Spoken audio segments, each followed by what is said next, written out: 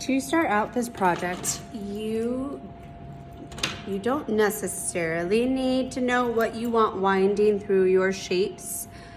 It could be helpful because if you really have your shapes connect to what is winding through them. But if you really just can't come up with an idea, then you can just start with the basic shapes and maybe the idea will come to you as you go. But the very first thing you need, if you haven't found out what your winding through shapes is to draw 5 or 6 large shapes around your picture, and you need a vanishing point right in the middle. I want it in the middle because it's going to be the easiest way for you to draw yours. And then you again need 5 or 6 large shapes. The more complex you make your shapes, the more interesting your project is going to be and the higher grade is going to be. So I'm going to draw just a random shape, and your shapes should also be drawn with your ruler. So I'm going to draw, the straight edge shapes are the easiest to draw. So I've got one like this. I just kind of made it up. And then your next step is to draw 5 or 6 more and use your space on the paper.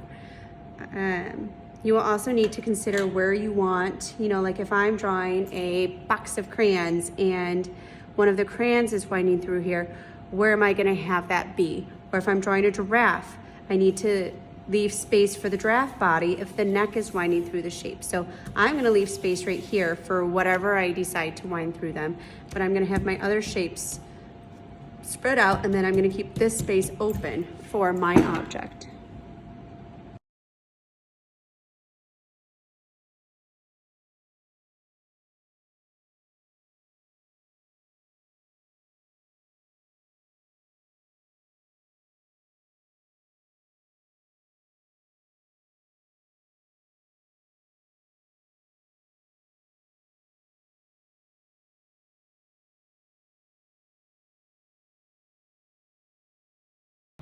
So I have drawn my 5 different shapes, and I decided I'm going to move my vanishing point over to be in the middle because it's kind of over on the side and I wanted it to be more in the middle of the shapes. Now I was only able to fit 5. I kind of thought that was too small, so I made it bigger. So I kind of rearranged my shapes after I started going.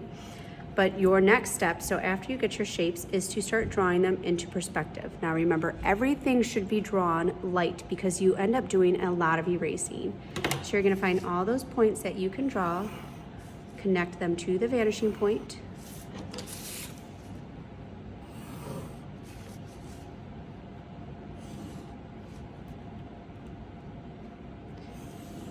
And then you're going to draw those parallel lines wherever you want it to end. Now I want this kind of a long shape, so I'm gonna make sure it's parallel. So again, I'm making sure it's parallel with this line. Drawing it this way. Need to make sure my line is parallel with this, so I just drag my ruler over. And this one has to stay in this direction. And then you erase these lines. So I'm gonna go on to these next few shapes and you can watch and follow along.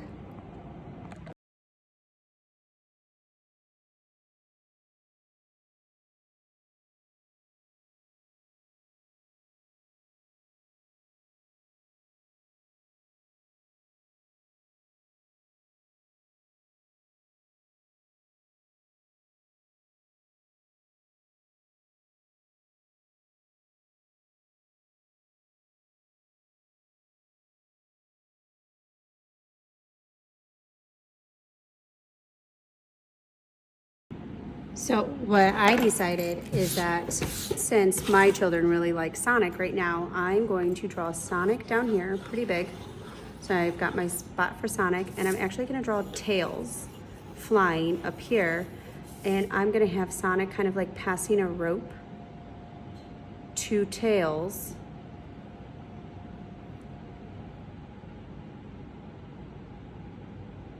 And then Tails trying to pass, Sonic. I decided for my project, I'm going to have Sonic and Tails in my picture because my children currently love Sonic and Tails. And so I'm gonna have Sonic here, and he's gonna be kind of like passing a rope to Tails, and Tails is gonna be grabbing it and trying to like pull Sonic somewhere. And you know what, I think I'm gonna go this way, and the rope's gonna go, yeah, it's gonna go like that. So I'm gonna start drawing the rope, and to draw the rope, so I'm gonna draw the Sonic characters later. I'm gonna start with the rope just so you guys can start with your whatever it is. But basically you're gonna draw a line, and it has to go in the shapes. So I've got this parallel line, then at the end of the shape here, you're basically gonna draw the letter C. And then you give that illusion, so I stop when I hit here, and I give the illusion that it's going into this shape, and then, you know, maybe it'll pop out this direction. And I end up going a different way than I wanted, but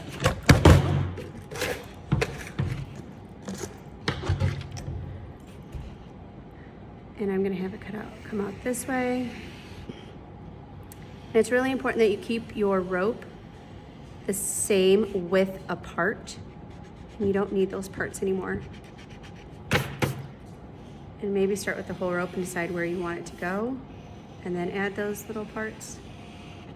So I'm kind of having it go this way, and then I'll pop out this way and go in here. Actually, I don't want it that way. You know, and you really want to give the illusion that it's going a certain direction. So like I can kind of see it's flowing, and you can kind of see that maybe it curved here, so maybe I need to get more of a,